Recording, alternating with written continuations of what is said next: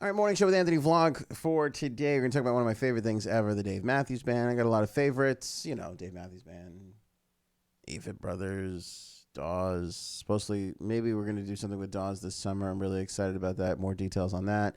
We did something fun with the Avett Brothers last summer. You know, Van Morrison. I got a lot of fun, favorite, things.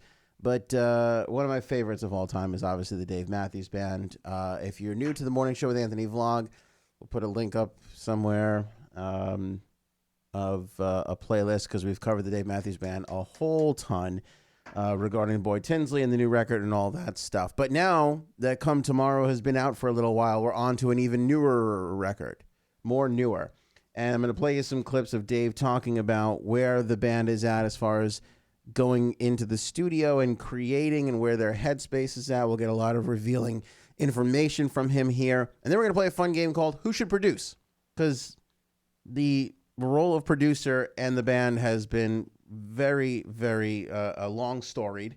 And I got a couple of ideas and names I'm going to throw out there. Just kind of put it in the universe and see who should produce. And I would love to hear your thoughts on who you think should produce the next Dave Matthews Band record. So with the return of the Dave Matthews Band to SiriusXM for a limited run channel, we've gotten some material from them. And this is Dave talking on SiriusXM, but we got the clips here for you, of course, courtesy of them. And here's his thought on getting back into the studio. Where are you guys at with writing material? Yeah, well, I would love to get back in the studio, and we always have a lot of music that is in, mostly in the box already, or in the can, and and then I've been writing as well. So hopefully, I think I'd like to get in the studio sometime soon with the band again, and I'd like to get in the studio with this new lineup because I think we're in a really great place. So hopefully sometime soon. All right. So I know obviously the fans of Boyd are going to be disappointed.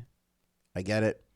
But you got to admit, as a hardcore Dave Matthews Band fan, yeah, we'd all like the original lineup back together. But, in the current state of reality where we're at right now without Roy and, obviously with Boyd being out, you got to get excited. I get like little chills when I hear I'm writing right now. I'd like to get this band in the studio and see what they can do. The addition of Buddy to this group, as far as enthusiasm goes, specifically for Dave, because he's been the mouthpiece more than anybody else, through the roof. Like, you can just see the excitement and you can hear the excitement when he talks about this current group right now. And there's always silly, funny videos that Buddy's posting and all that kind of stuff. It seems like the chemistry is amazing.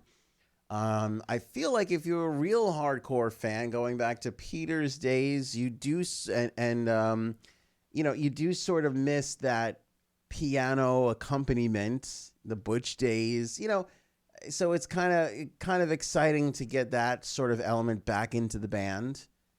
And I don't know, I just hear that and I'm like just thrilled. I know it's the internet and there's supposed to be a lot of complaining, but I'm excited. I'm sorry. I'm going to go positive. I'm excited. And I would love to see what Buddy brings to the mix here. Just like I was interested to see what Rashawn and Jeff were going to bring to the mix on their contributions to music. And it's been great so far, and it's always great to hear what Leroy left on a cutting room floor somewhere come back and resurface and be a part of the new album. So, and in that vein, we'll hear this next clip of Dave talking about, getting into the studio.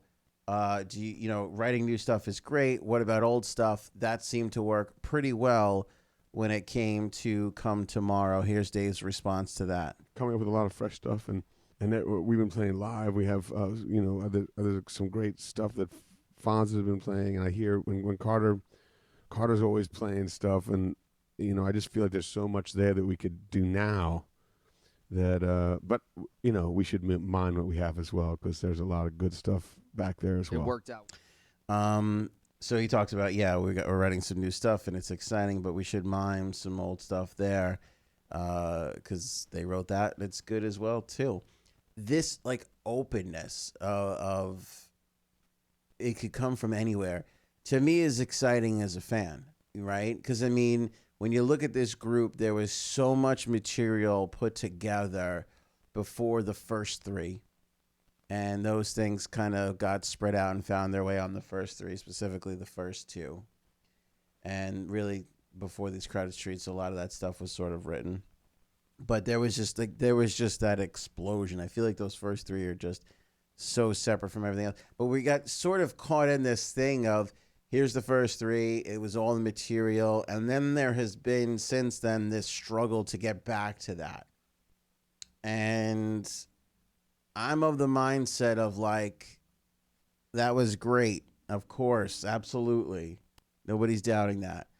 But this idea of it's not always Steve Lillywhite, and it's not always, let's go back to it. This idea of, well, to hell with it. Let's put this new one on. And oh, remember that one from 2007? Let's maybe work on that a little bit. That openness of like whatever is just so freeing and cool. And I think I'm excited about it because it really doesn't matter to me or anybody else for that matter, but I can get excited about it because I feel like, having done this job for a while and talking to a lot of artists, they're excited about that.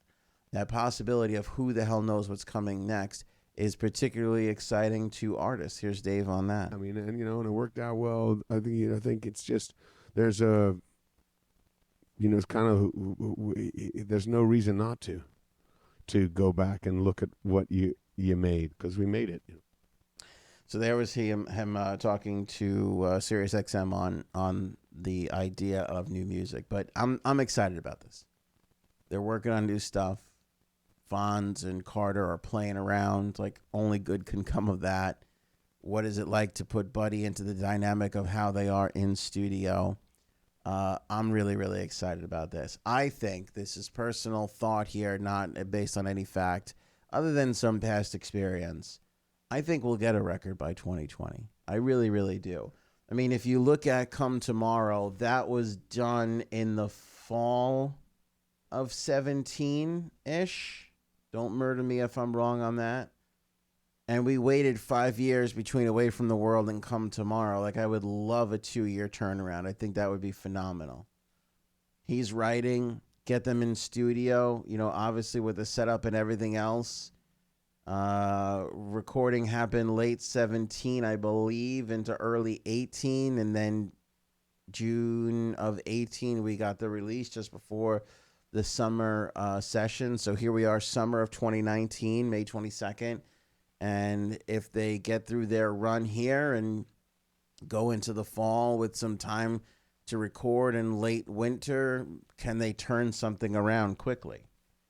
Add to this too the Batson sessions leak that we had after Come Tomorrow, and there was a whole album's worth of material in that stuff alone that could be repurposed or reworked or just flat out recorded and put together.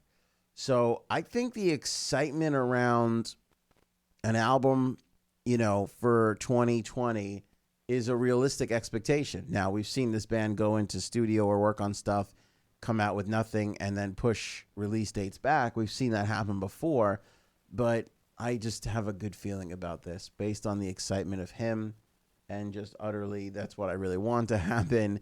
I could really see something coming together for 2020 early on here.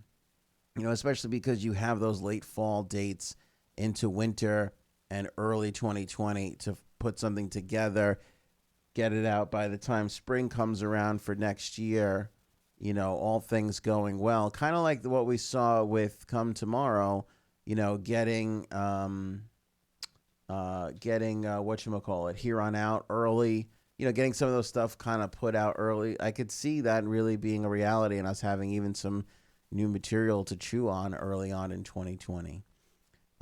So that's my thought on the writing process. Now, who produces? Again, you can't not talk about the Batson sessions when it comes to this. And when those leaked, and again, we have videos that will, we got a Dave Matthews playlist that we'll put together if you're new to the Morning Show with Anthony vlog. That stuff came out after Come Tomorrow. The Batson sessions were leaked, and we talked about this. And we talked about Mark Batson put on Instagram, a picture of him and Dave on a plane to discuss future opportunities. And it was something vague like that. I forget. You have to go back and watch the old morning show vlog video. And then that Instagram post disappeared. Shortly after he put that up, he pulled that down. And I always thought that was pretty suspicious because, I think if something's not going to happen, it stays up. But if it's like, hey, can you, if we're going to put something together, can you just, then it comes down. But still, Mark said it. So the discussion at some point happened between Dave and Mark of like, hey, what do you want to do with all this material that just leaked? Since then, whoever in the label department has gone and done a great job at pulling stuff down from the internet, specifically YouTube, but you can still find stuff somewhere if you really search hard for the Batson sessions. But a lot of it is the easily accessible stuff has been pulled down. So I feel like there's a great opportunity for that stuff to make its way onto whatever the next Dave Matthews Band record is going to be. So does that mean that Mark Batson comes back and immediately produces? So I'm of two schools of thought here, and I put together a little list.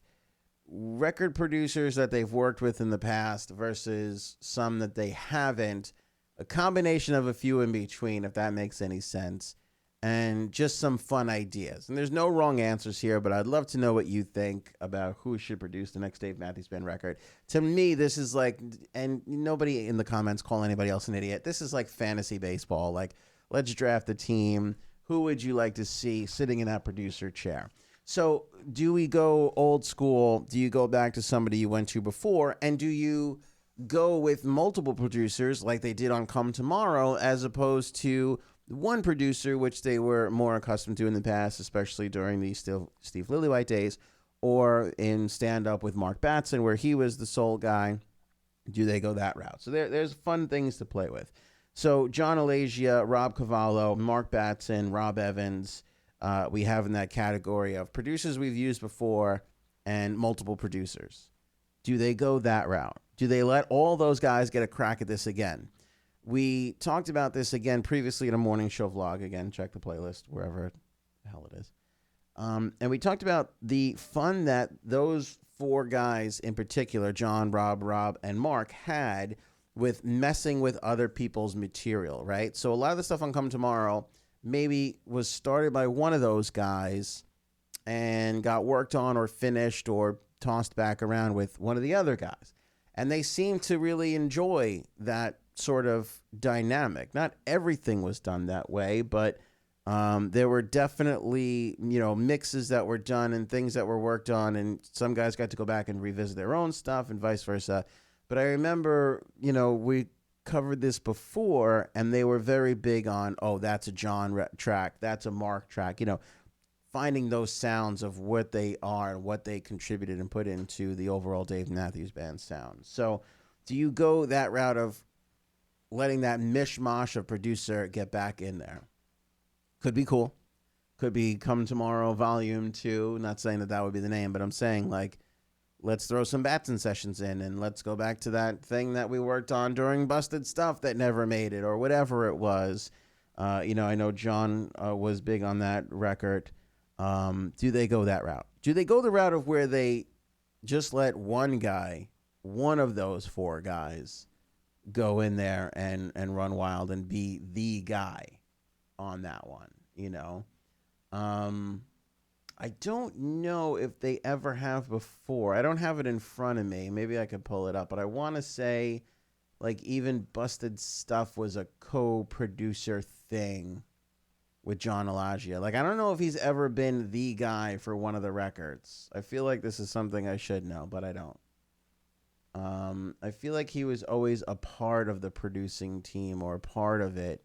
Rob produced Big Whiskey, so that one he did on his own. We know that Mark did Stand Up on his own. I feel like Busted Stuff had co-producers, if I'm not mistaken. On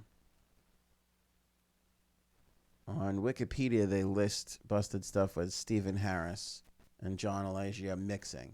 Yeah, so John's never really had a chance to come up and be the producer on a Dave Matthews Band record. So that would be an interesting thing if they said, all right, John, this one's going to be yours. Like you get to finally put your mark on the whole entire record. So that's kind of fun to play with that because Rob hasn't had one yet, and John hasn't had one to himself entirely yet. And I know that that's sort of a big deal because if you go back to interviews that Steve Lillywhite did, his favorite album is Before These Crowded Streets because he got to produce and mix that record. I don't think he mixed the first two, but I think he got to mix Before These Crowded Streets. And again, forgive me if I'm wrong on some of the details on some of these things, but I'm pretty sure he did.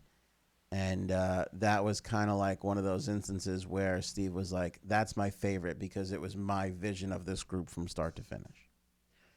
Do you bring back Steve Lillywhite? I was excited when Away from the World was being worked on, and I was like, wow, back with Steve Lillywhite, how cool is this? And I've been on the record with this in the past before, especially during the Come Tomorrow morning show vlogs, where I was disappointed in Dave sort of turning on that and being like, not really loving that record anymore. Which has been a common theme of Dave's for the last few records, where when they're about to put out a new one, he's like, yeah, I don't know if that's our sound. I think this is more of my thing. He's kind of done that a whole bunch of times. But it was great to have Steve Lillywhite back behind the board for Away from the World. I still like that album, even if the band does it. I feel like a lot of the stuff on that record has sort of fallen to the wayside. But there are some strong tracks on there. I'll still listen to Snow Outside when it starts to get cold out. I still love the riff. I still like Gaucho. I still like Mercy. I still really love Belly Belly Nice. And Rashawn wrote that one with Dave, which I thought was a really cool thing. Again, sort of the thing of like Buddy and getting Rashawn and maybe Jeff a little bit of a bigger role. I feel like Rashawn would be an interesting thing to kind of like let the band put themselves in his hands a bit more. He seems to be one of those guys behind the scenes that's doing a whole ton. I don't know if he could produce a whole entire record. I don't know if that's really his bag, but taking a bigger hand in some of the writing maybe or some of that other stuff I think is a fun idea. I mean, it's not uncommon that Carter or Stefan will get a writing credit, but I think it's kind of cool to see Rashawn and Jeff get some writing credits. So Steve Lillywhite, I get the impression that they're on as good a terms as they can be, but they're not on the best terms. Like, it's not like a foregone conclusion of like, wow, Steve Lillywhite really has a great chance of producing this new album. I don't really get that feeling, but do you give him number 5? Do you give him a 5th chance out? Do you give him that opportunity now that you have laid the groundwork of what Come Tomorrow is and you have all this past material, sort of the way you had on the first 2 records? Do you give that? Is that the magic that comes back and sparks things with Steve Lillywhite, right? That's kind of fun to think about. A lot of that material on Crash and Under the Table, all written prior to Steve getting involved. It was that material that got Steve excited about producing the band in the first place. Do you kind of have that formula now where you're rolling into the studio with 40 different bits, whether they're completed stuff from Batson sessions or old stuff from Away from the World or whatever the hell it is, or even just pieces that they're fooling around with pre-show? Do you go in there with some really good ideas and just let Steve do what he does best, which is kind of like, let it happen on his canvas? Interesting idea. I highly doubt Steve Lillywhite, but it's an interesting idea. So bringing back the last couple of guys, John and Rob and Mark and Steve Lillywhite, I have like kind of in like one category. In another category of people, actually let's use this one guy as a transition to this, of people that never worked with the band before. Let's transition in with this name, and I feel like this is kind of ridiculous, but I want to kind of throw it out there. Glen Ballard. Do you go back to the Glen Ballard well? It's an interesting one because I feel like this is an immediate no and a really bad time for the rest of the band. Every Day, to an extent, was a solo album. It was hard, and I've done this a lot in the past, going back to the past and watching promo interviews of the band describe the new record. Like you look at Stefan and Carter, and they're like, oh, it was interesting that we usually write together, and all this stuff was already down on charts, and it was so fast, and blah blah blah. It was a different take. They're out there on these interviews, and they're saying all the right things, but you can see that they don't really, they weren't that crazy about it, I don't think.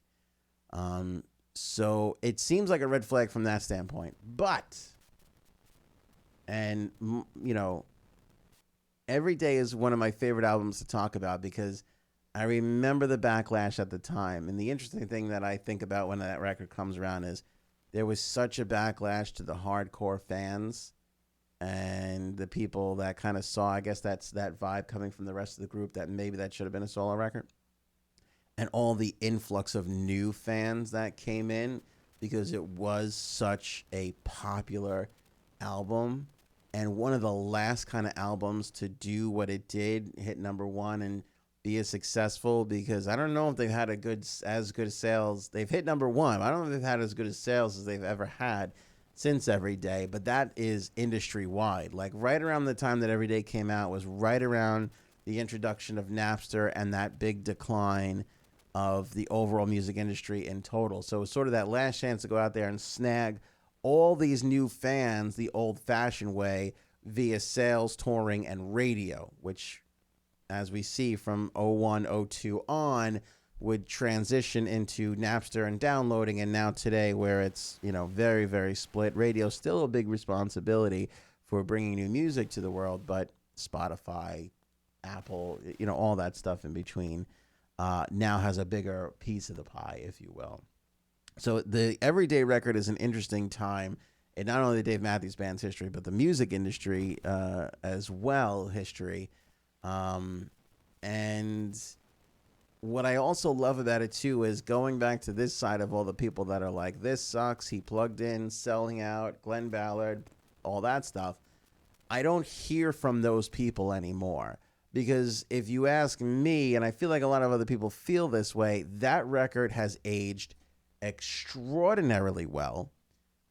It's very much helped by the fact that a lot of those songs made it onto live releases. Chicago is one of the huge ones, and stay within the band's repertoire pretty consistently over the course of their history and have become fan favorites. Like, who doesn't freak out when The World End comes up, They're not performing every track on that, but they were in Dallas the other night with this like amazing set list, and So Right was one of the tracks that made that like a holy cow set list, So that album is in particular a favorite of mine from a standpoint of I love to see some of the fan reaction to that record, because at the time for the hardcore people it was like, this sucks, the band's over, blah blah blah, and I feel like those people are still here, but now they're like, oh, this, that turned out pretty cool.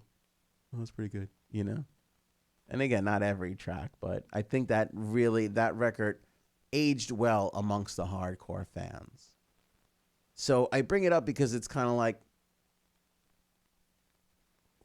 maybe you throw Glenn back at, like, when was the last time anybody's even said the name Glen Ballard? I mean, is he even alive still? Now I'm freaking out and panicking that maybe he died or something. I don't think so. I think he's still with us, right? Good news. According to Wikipedia, still with us.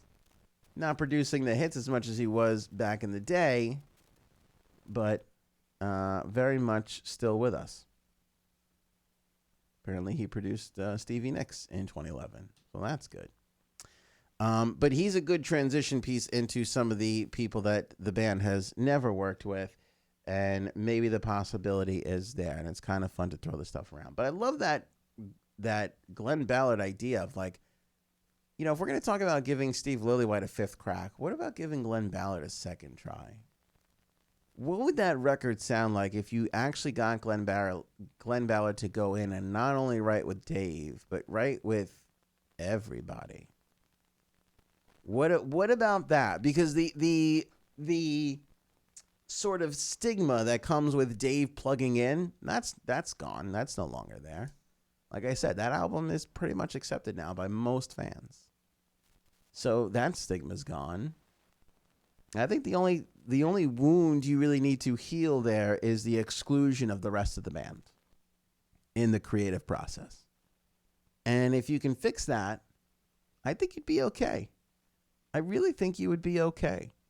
So Glen Ballard is, again, what are the odds? Not good, but a fun thing to talk about. A fun thing to talk about. You know, there was obviously a huge skew between Steve Lillywhite and the band post Lillywhite Sessions leak. Still think they blame him to this day for the leak. It's not a crazy accusation. But they were able to put that together and put that behind them and go into the studio and put out a new album. Can they do the same with Glen Ballard? Interesting thought.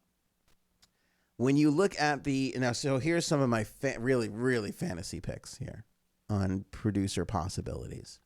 When you look at who the Glen Ballard of today is, I come up with two names. Like, these are two producers that are hot right now, more hot in the pop world than anything else, which is where Glen Ballard lived at the time. That was another cool thing. Like, oh, this pop producer who writes bubblegum stuff is going to come in and work with the Dave Matthews Band. Like, that's the other kind of fun stuff. So if you think about that, like, who's that guy right now?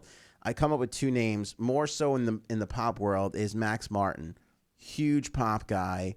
How interesting would it be if the hit maker of Max Martin, who's worked with everybody from Taylor Swift to Kate, like you just name Maroon 5, like every bubblegum pop garbage on the not to say that they're garbage, but not my cup of tea.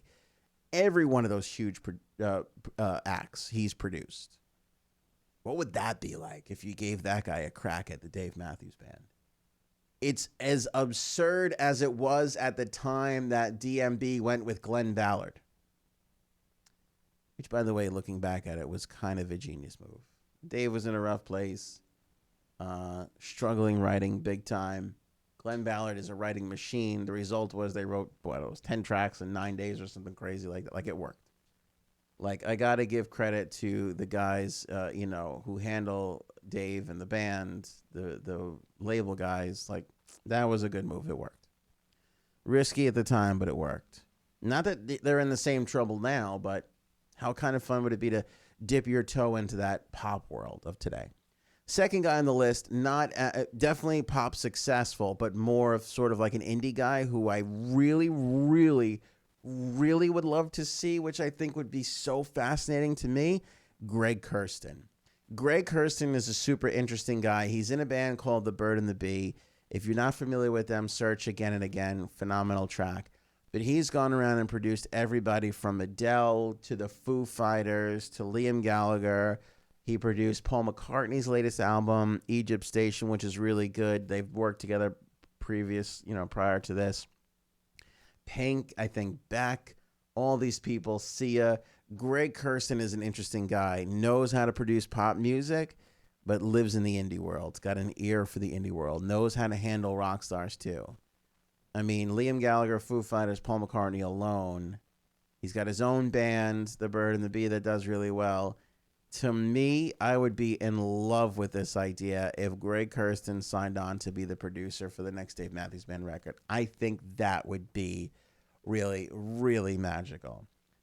In fact, if I had to pick between Mark Batson going back, and I love Mark, and I would be excited to hear the Batson sessions produced and released, or Greg Kurstin, I'm going to pick Greg Kurstin. In fact, I'm going to pick Greg Kurstin over everybody that the band has worked with before.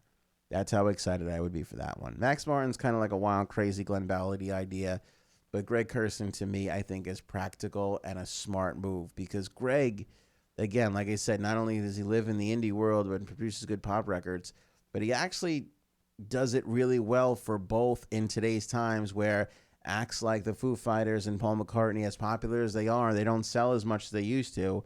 His work tends to sell more than other stuff that those guys put out. So to me, Greg Kurstin is a super, super interesting one. Another one of those sort of new and fresh ideas, Pharrell. How about Pharrell for a producer? They got together on that Virginia festival that Pharrell put together. They wound up not playing because of weather, but obviously there's a friendship there. Pharrell's super, super duper respected in the world right now, both as a producer and an artist of himself. Solo work and NERD. Happy is going to be with us in our lives for the rest of our lives and even our children's lives. That's a She Loves You, if I've ever heard one. That'll be around forever. Has that sort of hip hop influency thing, sort of, that thing that Mark Batson brought to the table. So that's an interesting wrinkle for him. They're obviously friends. Mentioned that. Pharrell would be interesting to me. And Pharrell just produced the new Beck, which I don't think is out yet. But one song, Saw Lightning, which we're playing here at EHM, is. And it's really good. And I kind of like that dynamic of Beck and Pharrell together. And I think that would translate well to the Dave Matthews Band. Because, again, Beck is as good as he is with a hip-hop beat. You know what I'm saying? And some distorted vocals. He's as good there as he is with an acoustic guitar and pristine vocals, and a nice band behind him. So he's good both ways. Stand Up might be my least favorite and a lot of people's least favorite records, but there are some really good songs on there. I think the idea of bringing in Pharrell is interesting. And the other guys I have are sort of legacy picks. Brian Eno, just because it's Brian Eno. Like, that would be a super interesting thing to do at this time. Let Brian Eno get a crack at that sound. Another interesting name along the lines, similarly to, and we know there's a mutual respect there, but Daniel Lanois. Like, he produced the hell out of Dylan. Daniel Lanois, atmospherically, is one of the greatest sonic producers ever. It would really, really be interesting to see what he could do with the band. DMB is on record covering a lot of Daniel's material. There's obviously mutual respect there. How fun would it be to get him behind the producer's booth? I've had the chance. I can't remember if I had Daniel Lanois on this show or if I just spoke with him backstage once. I definitely spoke with him backstage. I can't remember if he actually came on the show. But I'm a huge fan of his Black Dub material that he's put out and some of his solo efforts, and also a lot of the records that he produced. The Dylan record that he produced was really, really good. So Daniel Lanois is an interesting one for me, too. Again, there's a little history there, a little mutual respect there. And then my last one here, and again, I would love to see in the comments what you guys think, is Rick Rubin. No-brainer, one of the greatest producers of all time. Handling everything from the Avett Brothers. It's funny because in the morning show vlog interview that we did with the Avett Brothers, we talked about Rick Rubin because Chad Smith of the Chili Peppers came and crashed our interview. And Rubin's produced the Chili Peppers. He's produced the Avett Brothers. They were doing a show with G.E. Smith, and that's how we got the whole interview together, which was awesome. G.E. Smith, who's played with Bob Dylan and was in the Saturday Night Live band, played with Hall & Oates, legendary guitar player. Was nice enough to hook us up with that, and that's going to be the Dawes thing that we'll hopefully get to do in the future. They were talking about their love for Rick Rubin and also how brutal he can be, how brutally honest he can be, which I think would be refreshing for the band to go in there, But Avett Brothers and Chili Peppers and Johnny Cash, all the American recording stuff that he did with Johnny Cash, all the hip hop that he's produced. He's honestly, if not the greatest, one of the greatest. I mean, you're not going to build a list of producers and not put him in the top 5, top 3 of all time because he's been able to span so many different genres. Rick Rubin is a fun idea. I don't even know if they could get him.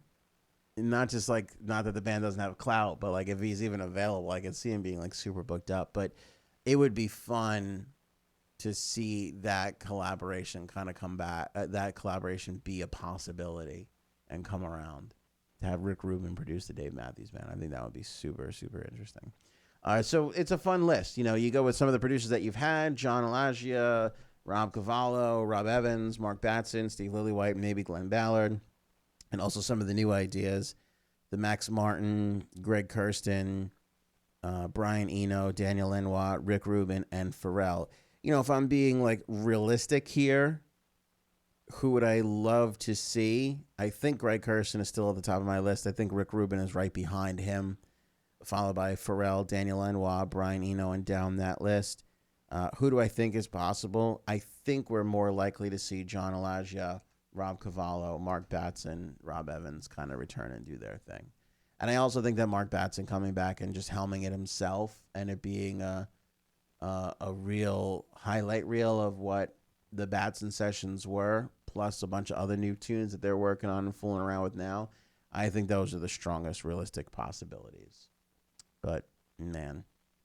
Greg Kurstin would be exciting because only the indie fans really know him.